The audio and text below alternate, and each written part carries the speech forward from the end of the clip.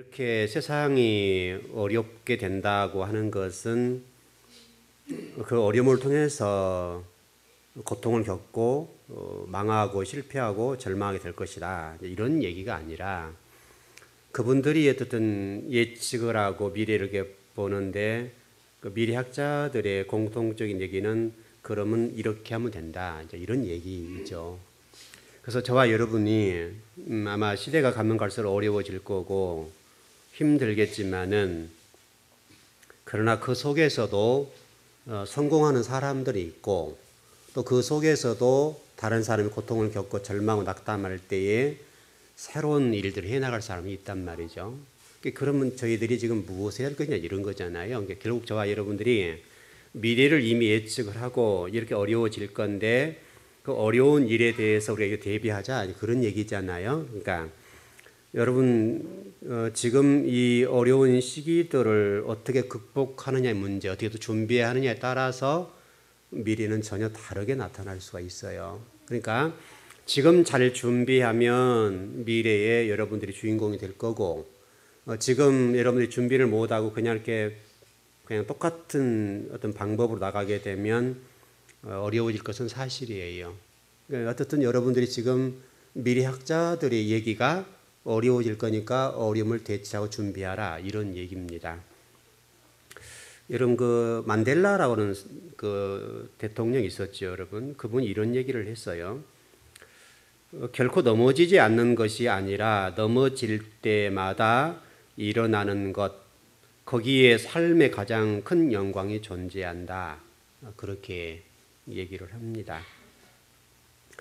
그 도종환 시인은 이런 얘기를 해놨어요. 새벽 아침은 아침이 되어야 밝아오는 것이 아니다. 어둠 속에서 그 어둠과 밤을 세워 싸우면서 준비해온 것이다. 이런 얘기를 해놨습니다. 어떤 작가 미상이라고 하는 어떤 분인데 이런 얘기를 해놨습니다.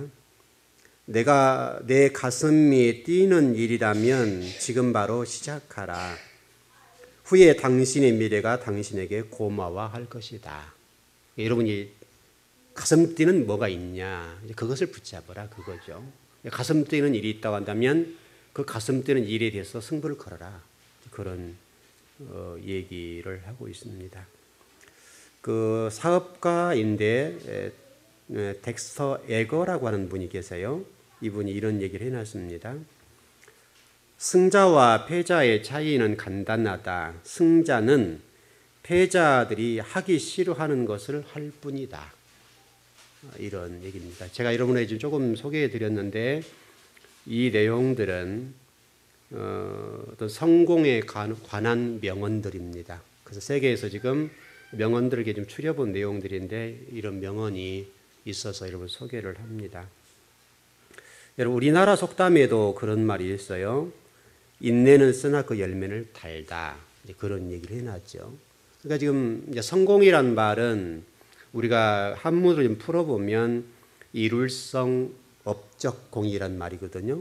성공이 뭐냐면 이룰성에다 업적공이에요. 이게 성공이란 말이에요. 그러니까 모든 사람이 성공을 다 바랄 거예요. 여러분 그렇지 않습니까? 모든 사람이 다 성공을 바라는데 그런데 모든 사람이 성공하는 것은 아니에요. 모든 사람이 성공을 바라지만 모든 사람이 성공하지 않다는 말은 우리 상당히 주목해 볼 필요가 있어요. 어떤 제가 나름대로 좀 정리를 해보는데 이런 좀 생각을 해봤어요. 그럼 성공과 실패라고 하는 차이는 어디에서 결정되는가, 어떤 이게 벌어지는가를 이렇게 좀 생각을 해보는데 어떤 실패를 했을 때 그 실패 때문에 주저앉아 버리고 도전하지 않는 그것이 곧 실패일 것이다. 그런 생각을 합니다. 왜냐하면 여러분도 마찬가지고 저도 인생을 살아가고 한 사람의 목사로 살아가는데 모든 사람은 실패하죠. 때로는 어려움을 겪습니다. 또 우리가 어떤 극한의 상황에 내몰릴 때 있고 도저히 극복할 수 없는 어떤 일들이 장벽과 같은 일들이 우리를 가로막습니다. 문제는 이제 바로 그때에 어떻게 대처하느냐에 따라서 어떤 사람은 성공하게 되고 어떤 사람은 실패하게 된다라고 좀 되어 있어요. 그래서 제가 지금 그 성공이라는 관점에서 성공한 사람과 뭐 실패한 사람들 이런 사람들 쭉 좀 조사를 좀 해봤는데요. 대체적으로 이런 결론을 맺었더라고요.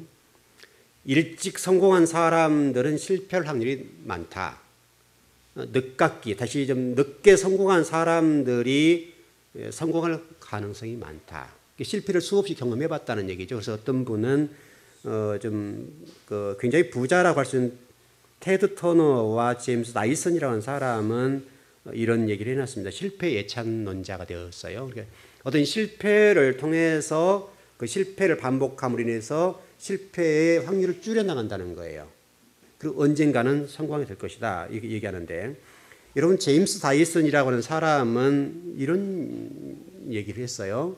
그분이 여러분들 지금 쓰고 있는 집에서 쓰고 있는 진공 청소기 있죠. 이 청소기를 만들 때에 어느 정도 실패를 했는가 하면 그분이 만든 그 진공 청소기가 미세먼지까지 빨아들이는 정도의 굉장히 좋은 거거든요. 근데 이분은 5,000번을 실패했대요. 5,000번 여러분. 일반인들 같으면 5,000번 성공까지 실패하면요 주저앉아 버리죠. 포기해 버리죠. 근데 이분은 제임스 다이슨이라는 사람은 5,000번 실패 끝에 미세먼지를 빨아들이는 진공 청소기를 개발해 가지고 부호가 되었다. 이렇게 얘기를 하고 있습니다. 그러니까 여러분 성공이 쉽지 않다는 얘기죠. 문제는 실패했을 때 그 실패 때문에 주저앉지 않고 또 다른 성공을 위해서 도전해 가는 거, 성공을 위해서 가는 것이다. 이렇게 보는 거죠. 여러분 그 페이스북 아시죠? 다. 뭐 인터넷을 또 뭐 컴퓨터를 쓰시는 분들 페이스북을 다 아시는데 그 창업자라는 사람이 마크 저크버그라는 사람입니다. 이분이 이 페이스북의 창업자인데 이분은 안정된 일자리를 걷어차고 나와서 이 페이스북을 만든 사람입니다. 그런데 그분이 이런 얘기를 해놨습니다. 가장 큰 위험을 거부하는 것이다. 급변하는 사회에서 실패할 수밖에 없는 유일한 전략은 위험을 피하는 것이다. 이렇게 얘기를 했습니다. 그리고 이분이 지금은 억만장자가 되었습니다. 그러니까 수많은 안정적인 일들과 수많은 도전의 실패를 하게 되었는데 그런 실패 속에서 억만장자가 되었다. 그런 얘기죠. 천재 과학자인 앨런 머스크라는 사람이 있는데 이게 지금 어떤 굉장한 사람입니다. 근데 이게 이제 컴퓨터 프로그래밍을 만드는 사람인데요. 이분도 수많은 어떤 일들을 겪고 실패도 많이 경험한 사람입니다만은 결국 부호의 대열에 섰는데요. 이분이 이런 얘기를 했습니다. 실패는 하나의 옵션이다. 무언가의 실패를 겪지 않는다면 충분히 혁신적이지 않았다는 증거이다. 여러분들 어떤 느낌을 가지신지 모르겠습니다. 빌 게이츠는 이름 더 너무나 잘 아시죠. 이분이 대학 다닐 때 하버드 이름 다니신 걸 아시죠. 중퇴를 하셨습니다마는 그분이 학교 다니면서 모든 과목에 올 A를 맞는 건 아니고요. 어떤 과목은 이제 우리 권총 찼다 그러는데 과목에 과락이 됐었습니다. 여러 과목에 과락이 될 정도로 그렇게 어떤 곳에는 성적이 좋지 않았던 학창 시절이 있습니다. 반면에 그 학교에서 공부를 잘하는 한 친구는 모든 과목에서 성적이 좋았던 친구가 있습니다. 그런데 이 친구 같은 경우는 현재 MS, 그러니까 빌 게이츠가 운영하는 회사죠. 거기에 기술자로 일하고 있습니다. 그런데 그 공부를 잘했던 그 친구는 처음에 공부를 못했던 그 친구 밑에 와서 돈을 받아먹고 월급 생활하는 거죠. 그런데 빌 게이츠는 그 사람을 다스리는 오너가 돼 있다 이거죠. 여러 가지 생각을 좀 많이 해봐야 돼요. 빌 게이츠가 이런 얘기를 했어요. 성공을 축하하는 것은 좋은 일이다. 하지만 가장 중요한 것은 실패에서 교훈을 얻는 것이다. 이런 얘기를 했습니다. 여러분 터너라는 사람은 이렇게 얘기합니다. 절대 포기하지 마라. 성공한 사람들은 절대 포기하지 않으며 포기한 사람이 성공한 적은 결코 없다. 이런 얘기를 했습니다.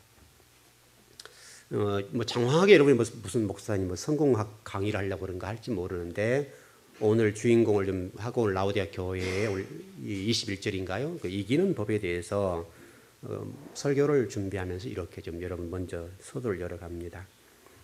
여러분 다윗이란 사람 여러분 어떻게 생각하시나요? 다윗은 이스라엘의 성군 중에 성공이고 하나님이 인정하시는 왕이죠. 그러나 여러분 이 다윗이란 사람이 성공하는 비결, 왕으로서 성공하고 이기는 법을 배웠던 사람인데, 그러나 여러분 이 다윗이 30년 정도 왕노를 했죠. 거의가 가까이 40년 가까이 왕을 했습니다만은 그의 업적은 그 영토적으로 얘기를 하면 북쪽으로는 유브라데스 강 붙어서 남쪽으로 이집트 입구까지 땅을 정복한 왕입니다. 근데 여러분 이 다윗이란 왕이 여러분 헤브론에서 여러분 왕이 됐다는 건 아시죠? 헤브론에서 7년 동안 왕노릇 하면서요. 여러분들은 이제 헤브론에서 왕노릇 했다가 하니까 굉장하게 큰 국가와 조직을 가지고 있었을 것이라고 판단할 텐데요. 이 헤브론에서 다윗이 왕이 되었을 때의 그의 초라함은 여러분 상상을 초월할 정도입니다. 헤브론에서 왕이 되었을 때 헤브론 전체 인구가 어느 정도냐면 1000명이었습니다. 여러분 우리 한국교회 일반적으로 좀 조금 큰 교회는 1000명 성도가 넘잖아요. 그러니까 조그마한 그 웬만한 교회 한 1000명 정도 되는 교회의 담임 목사 수준이었다 그 말이죠. 그게 헤브론 왕입니다. 1000명 정도의 시족과 또는 부족 정도의 어떤 중심 도시에서 왕이 되었습니다. 여러분 생각해 보시면 얼마나 초라한 왕이냐고요. 그런데 다윗은 그 7년 동안의 인고의 세월을 보내고 두 부족을 거느리는 왕이었지만은 그러나 그의 꿈은 이스라엘 전체 12지파의 왕이 되기 위한 피나는 준비를 했다는 겁니다.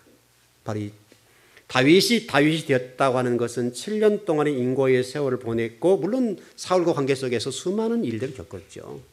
그 7년 동안의 어떤 부족 정도, 우리 한국 교회를 보면 1000명 된 교회는 많잖아요. 그 1000명 정도 되는 조그만 어떤 교회의 어떤 담임 목사 정도 수준인데 왕이었다는 거죠.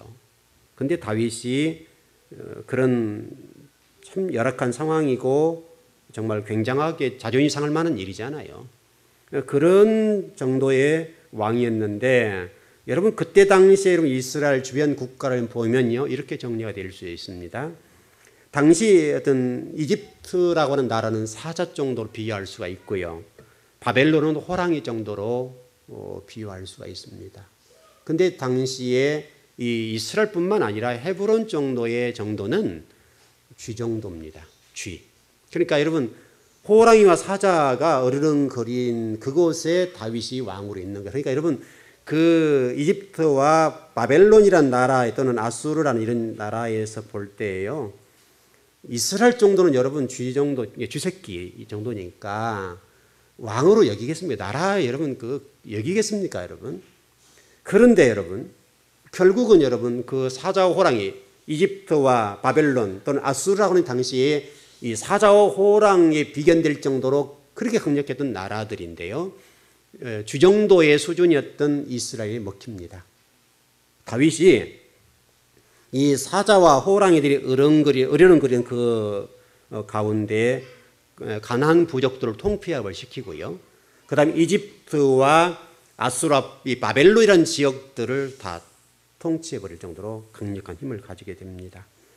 바로 이것이 헤브론에서 7년 동안 왕노릇 할 때에 절치부심했다. 준비하고 미래를 대비하고 준비한 다윗의 7년이라는 세월이 결국 그 정도로 강한 이스라엘을 만들어냈다. 그겁니다. 그러니까 여러분 생각해 보셔야 돼요. 지금 세상이 힘들고 어렵지만은 여러분이 지금 어려운 환경 속에서 시간을 보낼 때에 내 인생이 왜 그래? 라고 하지 마시고 절치부심하시고 준비를 하셔야 된단 말이에요. 미래에 더 낙오자가 되지 않고 더 월등한 사람이 되려고 한다면 어떤 앞서간 사람보다 수십 배 노력을 하고 도전하고 또 준비해서 이 사람들보다 몇십 배 노력을 해야 된단 말이죠.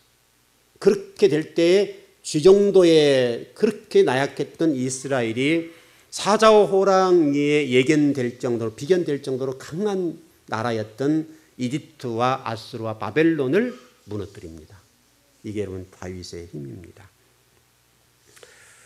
다윗이 물론 이기는 법에 관해서 좀 정리를 해봐야 될 텐데 지금 현대적으로 강단과 또 여러 가지 상황적으로 저서술과 성공학 강의가 인기가 있는 것은 사실인데 다윗은 철저하게 그 나약하고 초라한 그때에 하나님을 의지하고 기도하는 왕이었다 이런 얘기입니다. 1000명 정도의 그 초라한 왕으로 서 있었을 때에 다윗은 철저하게 하나님을 의지했고 그 초라한 그때도 그 강대한 주변 나라들과 관계 속에서 어떤 승리할 수 있던 유일한 비결이 있었다고 한다면 하나님을 붙잡았다는 거예요. 이것을 우리가 주목해 보아야 돼요. 오늘 여러분 21절에 라오디게아 교회에 관해서 이기는 자라고 하는 말씀이 나와 있습니다. 이기는 자라고 하는 이 말씀이 나와 있는데 이 이기는 자라고 하는 것이 여러분의 미래입니다. 이미 예수 그리스도께서 저와 여러분 미래에 대해서 이겨놓으셨습니다. 우리가 지금 과정 속에 있기 때문에 그 과정 중에는 어려움이 있습니다. 이미 우리 주님께서 이겨놓으셨는데 이겨놓으셨지만은 그러나 하나님 백성들에게 과정 속에서 어려움이 있습니다. 우리 이것을 놓치면 안 됩니다.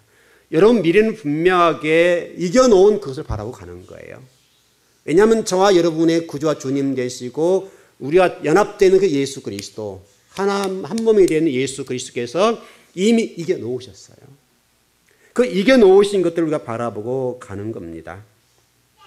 여러분 마태복음 19장 28절에 보면 이렇게 말씀이 되어 있습니다. 예수께서 가라사대 내가 진실로 너에게 이르노니 세상이 새롭게 되어 인자가 자기 영광의 보좌에 앉을 때에 나를 좇는 너희도 12 보좌에 앉아 이스라엘 12지파를 심판하리라. 이렇게 되어 있습니다. 마태복음 19장 28절에 자기 영광의 보좌라고 지금 되어 있는데 오늘 본문에서는 예수님의 보좌라고 좀 더 구체화시켜 놨습니다. 저와 여러분은 예수님의 보좌에 앉을 수 있습니다. 앞으로 그런 날이 올 겁니다. 바로 이제 여기에서 중요한 것은 이기는 자가 돼야 된다 그 말이죠. 그래서 이걸 좀 원어적으로 풀어보겠습니다. 제가 헬라어를 찾아보고 좀 공부를 해봤는데요. 이 헬라어 단어에 보니까 니콘티라는 단어입니다. 지금 이기는 자라는 뜻인데요. 니콘티라는 단어인데 뜻이 뭐냐면 승리하다, 정복하다, 이기다, 극복하다 그런 얘기입니다. 그래서 제가 오늘 여러분들에게 시대가 어렵고 힘들지만은 바로 이기는 자가 뭐냐면 우리 주님께서 이미 이겨놓으셨는데 그러나 저와 여러분이 뭐 해야 될 일이 남아있는가 하면 극복할 일은 남았다 그런 얘기입니다. 왜냐하면 니콘티라는 단어 자체가 극복하다, 승리하다, 이기다 이런 뜻이 포함되어 있습니다. 그런데 이 단어는 현재 분사형입니다. 지금 여러분들이 지금 어떤 일을 겪고 나가보게 때로는 어려운 일을 겪게 되는데 현재 분사형입니다. 현재 여러분이 주어진 어떤 어려운 일들은 여러분이 극복해내셔야 해요. 그게 주저앉으면 안 돼요. 여러분 그것 때문에 주저앉으면 여러분들은 실패자가 될 수밖에 없어요. 왜? 이 지구상에 있는 모든 사람들은 그 모든 사람이 절망하고 내려놓아버려야 할 그때에 그 사람들은 거기서 우뚝 솟고 나간 사람들이거든요. 그래서 니콘티라는 이 단어가 현재 분사형이니까 현재 지금 여러분들의 어떤 어려운 일이 있을 겁니다. 이런 개인으로 막닥뜨리는 정말 절망하고 낙담할 수밖에 없는 포기할 수밖에 없는 어떤 일들이 있을 거라고요. 근데 오늘 주님께서는 이 말씀을 통해서 저와 여러분이 말씀해 주시는 거예요. 너희들 어려움을 겪고 있고 극복할 수 없는 어떤 일들이 주어질 텐데 그때 낙담하지 말고 현재 주어진 그것 때문에 절망하지 말고 도전해 가라는 거예요. 극복해내라는 거예요. 하나님이 저와 여러분의 그 문제를 치워주신 분이 아니라고요. 여러분의 어떤 주어진 이 문제가 있다 합시다. 그냥 이 문제가 있으면 주님께서 이걸 치워버리면 간단하잖아요. 그러면 여러분 계속 여러분의 어떤 문제를 만나면 이걸 계속 주님 치워주셔야 돼요. 그러지 않습니까 여러분? 여러분 자녀에게 똑같잖아요. 여러분 자녀를 사랑하신다고 한다면 여러분 자녀가 어떤 어려운 문제를 만나게 되면 이 문제를 이렇게 치워준다고요. 그럼 이 자녀는 이 문제 또 만나게 되면 여러분 어떻게 해줘야 돼요? 여러분이 항상 개입해서 이 문제를 풀어줘야 된다고요. 이렇게. 이게 우리 인생이잖아요. 근데 이 문제 속에서 현명한 부모들 어떻게 합니까? 이 문제가 딱 막닥들였을 때 어렵지요. 자식을 보기가 안타깝잖아요. 근데 이 문제를 치워주는 것이 아니라 이 문제 속에서 지혜를 공급받고 이 문제를 어떻게 극복해 나가는 방법을 터득하도록 가르쳐 주는 거죠. 여러분, 그래야 이 아이가 어떤 문제를 만나든지 간에 문제를 만날 때마다 도망가는 것이 아니라 누군가 와서 나를 해결해 준 것이 아니라 스스로 문제를 극복해 나갈 수 있는 내성이 생기는 거예요. 그래서 지금 우리가 부모의 교육과 신앙관에서도 마찬가지예요. 제가 우리 성도들을 신앙적으로 양육해 나갈 때에 대부분 그렇게 합니다. 여러분들이 때로는 서운할 수도 있겠고 때로는 목사님 좀 이렇게 더 적극적으로 해 주시지 할 때도 있을 겁니다. 물론 적극적으로 해 드립니다만은 그런 어떤 순간에는 제가 그 자리에서 약간 물러날 때가 있습니다. 왜냐하면 그럴 때는 여러분 스스로 한번 극복해 보라는 거예요. 왜냐하면 제가 모든 일에 다 개입할 수는 없잖아요. 여러분 그러지 않습니까? 제가 개입하면 아무리 일은 좀 빨리 될 수 있고 뭐 출혈이 작을 수는 있겠죠. 그러나 모든 일을 다 하면 항상 제가 여러분 곁에 있어야 됩니다.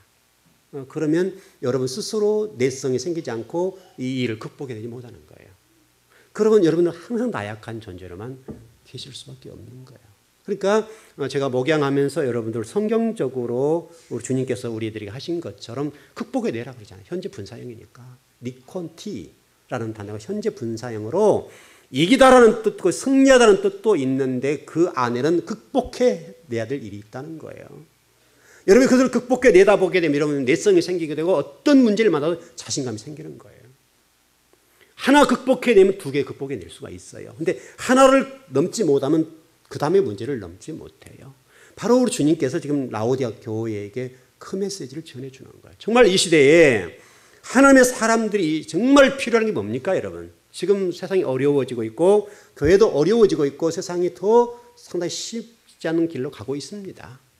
그럼 여러분들이 이 쉽지 않은 이 세상 속에서 살아남아야 되겠는데 살아남으려고 한다면 항상 여러분 누군가를 도와줘야 되겠냐 이거예요. 그럼 여러분들은 항상 이렇게 돼 있어요.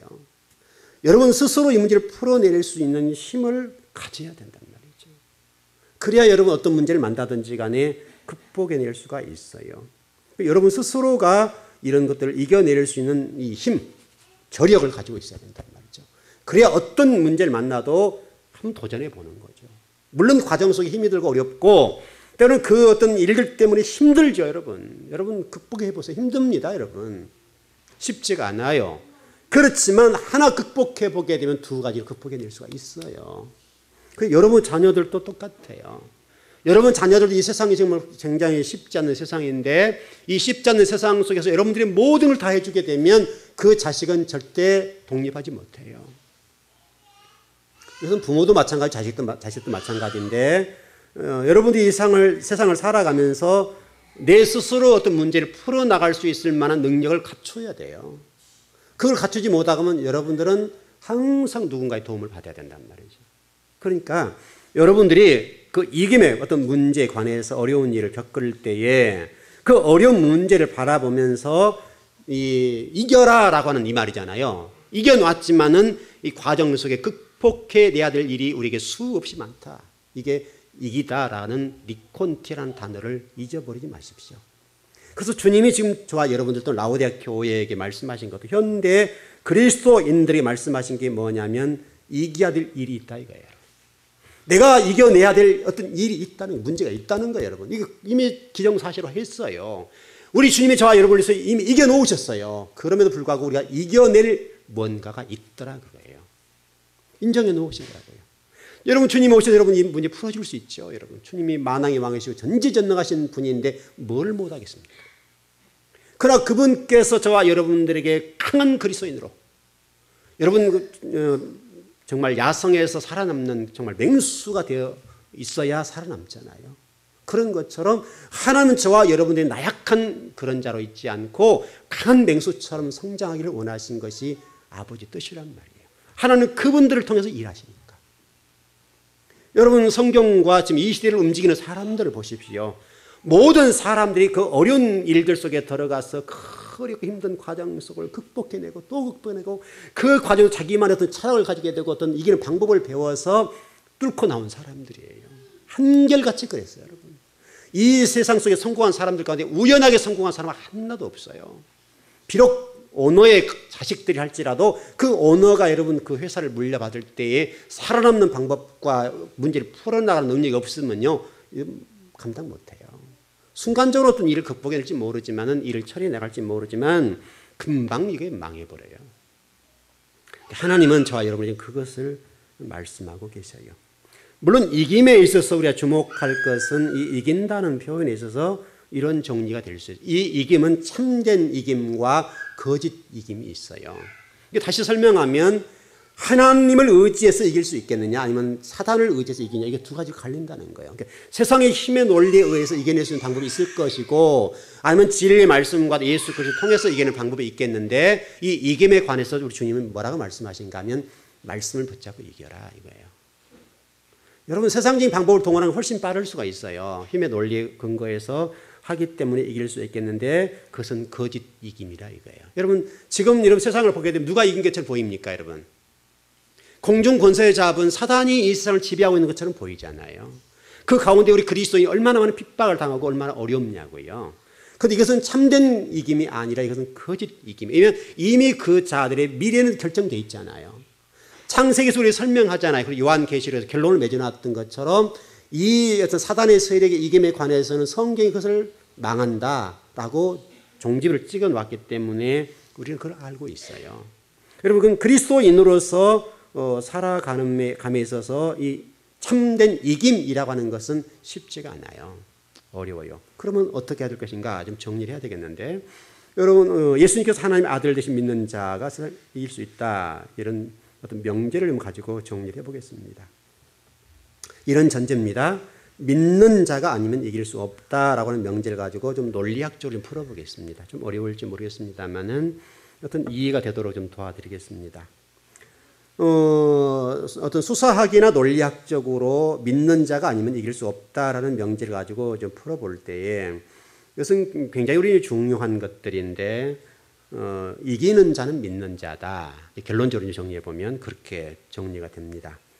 여러 가지 물론 과정이 필요합니다만은 믿는 자가 아니면 이길 수 없다는 이 명제를 논리학적으로 수사학적으로 풀었을 때 이것은 믿는 자는 이긴다 이렇게 되어 있습니다. 그러니까 다시 뒤바꾸면 이기는 자가 누구냐? 믿는 자다. 이런 논리입니다. 논리학적으로 수사학적으로 정리해 보면 그렇습니다. 이기는 자는 믿는 자가 돼야 된다. 믿는 자가 결국 이기는 건데 그 이김이라고 하는 것은 믿는 자만 이길 수 있다는 거예요. 이게 어떤 논리학적인 접근입니다. 여러분 지금 세상 살아가시기 쉽지 않으시죠? 굉장히 어렵고 또 세상이 급변하고 있고 또 굉장히 좀 어려운 환경으로 좀 내달리고 있습니다. 여러분 지금 이 즈음에 여러분들이 세상 속에서 이기는 방법은 물론 다윗을 통해서 설명을 드렸습니다만은 어떤 상황 속에 있든지 간에 여러분들이 이길 수 있다는 전제하에 도전해 가시고 여러분 믿음이 있다고 한다면 이길 수 있다. 이기는 자는 믿는 자이니까 결국 여러분 이기시려고 한다면 하나님을 의지해야 된다. 왜냐하면 이 지구상에 모든 것을 주관하신 분은 하나님이시거든요. 여러분들이 이제 보이지 않지만 이 세상을 움직이시면 하나님이시기 때문에 하나님이 여러분을 이기지 않도록 해주시면 이길 수 있는 사람은 한 사람도 없습니다. 지금 다윗 얘기도 그렇고 오늘 라오디아 교회도 그렇습니다. 환경은 더 열악해질 것이고 쉽지 않을 겁니다. 여러분 이 지구상이 어려워집니다. 그러나 이기는 자는 믿는 자라는 이 사실을 절대로 잊지 마십시오. 이 라오디아 교회가 바로 이제 그 문제입니다. 결국 라오디아 교회가 실패하는 교회의 한 모델이 되었습니다만은 그것은 바로 그들의 믿음이 없기 때문이다. 하나님을 의존하는 신뢰성과 믿음이 부족하기 때문이다라고 하는 것들로 좀 정리가 될 수가 있습니다. 제가 좀 어떤 글을 좀 읽었는데 이제 이게 여러분들 얘기고 우리 얘기인데 좀 들어보시면 도움이 될 것 같습니다. 이런 좀 글이 올라왔더라고요. 설교를 잘하는 목사, 설교만 잘하는 목사. 여러분 이게 목회자를 얘기하는 것도 있고 또 여러분도 얘기하는 똑같습니다. 빗대어서 얘기하는 게 비유적인 부분이니까 설교 잘하는 목사와 설교만 잘하는 목사의 뉘앙스는 전혀 다릅니다. 그럼 결국 지금 이 시대의 그리스도인들, 목회자뿐만 아니라 성도들의 모습을 볼 수가 있겠는데 설교만 잘하는 목사, 또 말만 잘하는 성도, 똑같은 얘기죠. 지금 이 시대가 그렇다는 거예요, 여러분. 설교만 잘한다 이거예요. 그러니까 이게 어떤 수학적인 언어를 동원해서 이 강단의 성도들을 이렇게 확 휘어잡고 성도들에게 어떤 메시지를 잘 전할지 몰라도 전혀 말씀과 어떤 배치된 삶을 살아가는 그런 목회자, 성도를 얘기하고 있다. 그런 얘기입니다. 근데 아이러니하게도 그 글에서는 이렇게 표현해 놨습니다. 현대 그리스도인들이 좋아하는 목회자상이 무언가 하면 설교만 잘하는 목사를 좋아하더라. 이렇게 뉘앙스적으로 정리해 놓은 글을 제가 보았습니다. 여러분은 지금 어떻습니까? 여러분들은 어쨌든 말만 잘하는 성도이십니까? 세상 사람들은 여러분들 말만 잘하는 성도들을 원하지는 않을 겁니다. 하나님께서도 마찬가지로 말만 잘하는 성도를 원치 않으실 거라는 것은 분명합니다. 그러니까 예배당에서 모습과 밖에서의 모습이 전혀 일치되지 않고 분리된 삶을 살아가는 성도와 이 시대의 어떤 교회의 모습을 어떤 글로서 표해 놓은 그런 글들이었습니다. 좀 결론적으로 좀 정리를 해 봐야 되겠는데요. 여러분이 지금 그렇다고 한다면 이 시대를 살아가면서 여러분 인생을 나름 이제 살아보셨죠. 나름대로 지금 뭐 인생을 쭉 살아오셨는데 우리가 실패하는 법과 성공하는 법들을 나름대로 아실 거 이기는 법들을 아실 텐데 그런데도 보편적으로 보게 되면 우리 성도들이 그러한 길들을 볼 때에 어떤 실패할 수 있는 확률이 높은 길을 따라가는 성도가 많다. 왜냐하면 성경적으로 그렇고 지금 시대적으로 그렇습니다만 현대 성도들이 너무나 사소하고 작은 일에 매달려요. 너무나 사소하고 작은 일에 매달려서 여기에 목숨을 걸어버리는 거예요. 제가 오래됐습니다. 그 설교한 지가 사소한 일에 목숨 걸지 말아라 라는 설교를 했던 적이 있습니다. 여러분. 여러분 성도들은 사소한 일에 목숨을 걸어버리면 여러분들은 실패할 수밖에 없습니다. 큰 걸 보고 가셔야 됩니다. 여러분 큰 걸 보고 나가게 되면 쉽지 않죠. 과정 속에 어려움이 있습니다. 이를 극복해내는 일은 만만하지가 않습니다. 세상이 호락호락하지 않단 말이죠. 하나님 여러분 다 모든 걸 다 도와주시고 내려오셔서 모든 걸 역사해 주시면 간단하겠지만 하나님은 저와 여러분을 다스리는 방법과 훈련시키는 방법이 그렇게 하지는 않으시거든요. 우리 어떤 내성과 어떤 그 맹수와 같은 하나님의 사람을 키우시길 원하신 분이기 때문에 어떤 일을 보시면서도 그냥 이렇게 방관자처럼 계시고 항상 곁에 계시는 거예요. 곁에 계시는데 그 곁에 계시면서 도와주질 않는 거예요. 그러니까 여러분 그때 얼마나 우리 절망감이 오게 되고 얼마나 낙담하게 되고 얼마나 힘든지 몰라요. 그 힘든 과정을 극복해야 된다고 하는 것은 일반적으로 쉽지가 않아요. 여러분. 그럼 라오디게아 교회 성도들과 우리 현대교회 성도들에게 이기라 이게 이기라. 너희는 반드시 미래가 보장되어 있다. 하나님 보좌 우편에 앉을 만한 이미 그것은 준비되었다. 그리고 저와 여러분에게 이미 이 말씀을 통해서 말씀한 거냐면 너희들은 이미 천국에 하나님 보좌에 앉아있는 자라는 거예요. 이게 헬라어 단어를 공부해 보니까 이미 저와 여러분 하나님이 그 보좌의 우편에 앉아있는 자예요. 이거예요. 앉아있는 자다. 앉아있는 자인데 여러분 현실적으로 여러분 어떻습니까? 얼마나 어려운 일이 많습니까? 그러니까 우리가 괴리감이 생기니까 도대체 이게 뭐냐라고 하는 이런 일들이 생긴단 말이죠. 그래서 이 이긴다는 말이 리콘티라는 단어를 볼 때에 이기다, 승리하다, 극복하다라는 단어의 뜻을 가지고 있는 것 같아요. 이미 승리해 놓으셨어요. 그런데 우리가 극복해내야 돼요. 여러분 지금 뭐 직장생활 사업하신 분들 다 느끼는 바대로 어떻습니까 여러분? 굉장히 어렵지 않습니까 지금? 굉장히 어렵고 그 어려운 환경에서 여러분들이 그것을 극복해내고 그것에서 여러분 뭐 이겨나가는 일이 쉽지 않잖아요. 얼마나 많은 도전자들이 여러분 뒤를 밀고 들어오고 있고 얼마나 많은 후배들 실력 있는 사람들이 막 밀고 올라오냐고요. 쉽지가 않아요. 직장생활 하신 분들은 아실 거예요. 직장생활은 지금 내 자리를 보존하기 자체가 어려워요. 보존하기 자체가. 그만큼 그 젊은 친구들이 막 밀고 올라온단 말이죠. 그때 여러분 어떻게 그것을 극복해내냐고죠. 하나님은 여러분 그 자리를 보존하는 그것을 원치 아니하시고 그 자리 이상으로 여러분 되기 위해서 여러분 그 자리에서 안주하지 말고 도전하고 더 준비하고 공부해서 더 하나님 주신 비전을 바라고 도전해 가라는 거예요. 여러분 제가 언제 이런 설교를 좀 미안한 부분도 있지만은 하여튼 우리 교회 성도들 가운데 그런 분 안 계시니까 제가 설교를 했는데 가끔 이제 명퇴를 당하신 분들이 계시죠, 여러분. 물론 이제 미안한 부분입니다만 여러 가지 사정이 있으니까 그렇겠죠. 그러나 이런 명퇴되었다라고 하는 말은 결국은 그분이 회사를 위해서 회사가 필요한 만큼 이득을 창출하지 못한다는 말이잖아요. 전제가 여러분. 여러분 그렇지 않습니까? 그러니까 회사가 여러분을 필요한다면 여러분 명퇴시키지는 않을 거라고요. 여러분 한 분이 예를 들어서 이 연봉이 5천이라 합시다. 그냥 5천짜리 연봉인데 여러분이 2억 3억을 남겨주면 회사에서 여러분 자르겠냐고요. 여러분 이건 절대 그러지 않죠. 그럼 5천의 연봉인데 5천 미만하다가 5천 정도 수준을 하게 되면 회사 입장에는 필요가 없는 거죠. 5천이라고 한다면 회사에는 최소한도 2억은 남겨줘야 되거든요. 2억을 남겨줘야 되는데 안 남겨주니까 회사에서는 자를 수밖에 없는 거예요. 그러니까 좋게 얘기해서 명퇴시켜주는 거죠. 그렇게 하기 위해서는 여러분들 그렇게 않게 하기 위해서는 여러분들이 회사에 연봉 5천짜리면 2억 이상의 어떤 결과를 낳아줘야 되는 거예요. 그러면 여러분 오너 입장에 여러분 자르겠습니까, 여러분? 안 자르죠. 제가 오너라 하더라도 그런 사람은 붙잡고 있죠. 왜? 회사에 이익을 남기는데 왜 자르냐고요. 이득을 안 남겨주고 그냥 자리 보전하고 월급 아까워 연봉이 아까우니까 자르는 거 아니에요.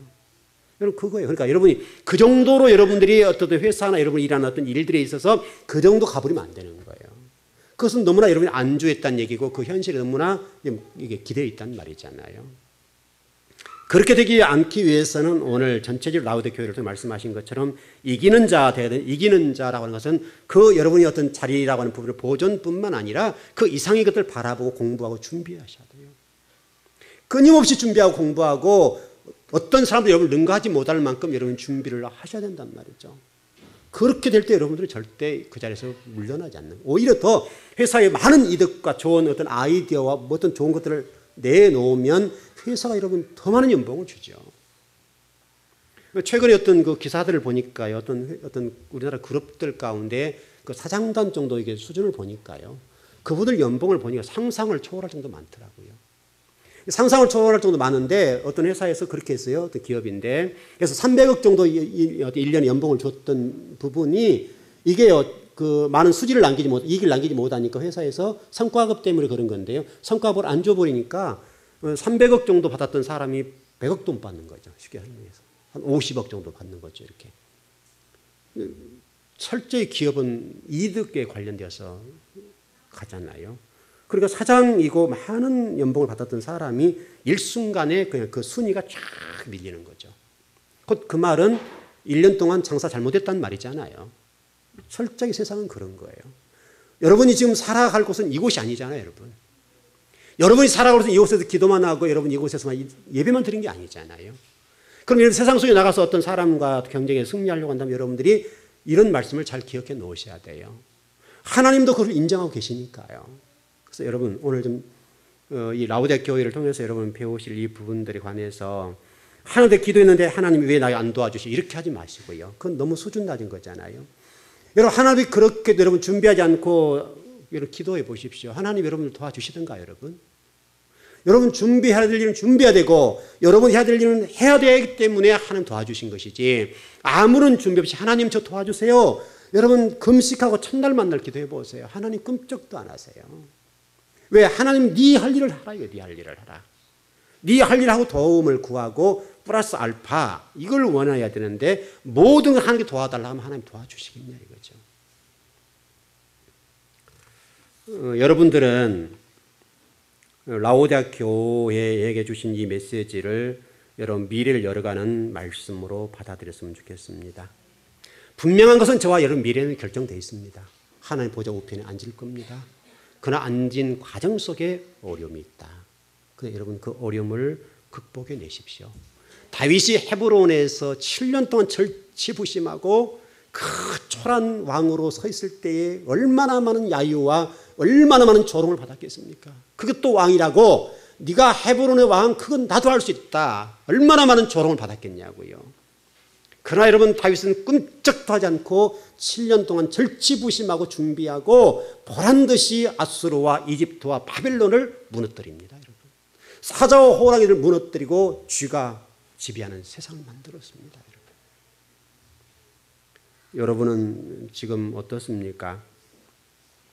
여러분 세상을 원망하고 주변을 원망하지 마시고 여러분 그 주어진 시간 동안에 다윗처럼 절치부심하고 준비하십시오. 누구도 당해낼 수 없을 만큼 준비하시고 누구도 여러분을 능가할 수 없을 만큼 준비하시라 이거예요. 여러분 안주하고 가만히 있으면 하나님도 가만히 계십니다. 하나님 여러분 독배의 방망이처럼 그렇게 생각하시면 안 됩니다.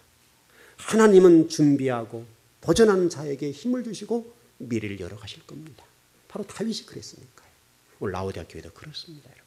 그러나 결국 라우디게아 교회는 그 일을 잘못한 결과로 라우디게아 교회가 책망받는 교회가 되었습니다. 저와 여러분도 마찬가지로 라오디게아 교회처럼 책망받을 수가 있다는 거예요. 똑같은 말씀을 듣고도 오늘 여러분 가운데 뭐 그렇게 되려고 하는 분들은 라오디게아 교회의 미래처럼 될 것이고, 오늘 말씀을 듣고 여러분들이 각성하고 준비하고 내 인생을 이렇게 시간을 낭비하고 이런 일에 대한 목숨을 걸어서 가겠는가? 큰 일을 바라보고 큰 일을 위해서 극복해 나가면서 좀 다윗이 어떤 그 절치부심하고 그 조롱과 야유 속에서도 당당한 왕이 되게 준비했던 것처럼 준비해 나가면 여러분도 복된 날이 예비되어 있을 겁니다. 그 복이 여러분을 지배하기를 바랍니다. 예, 기도하겠습니다.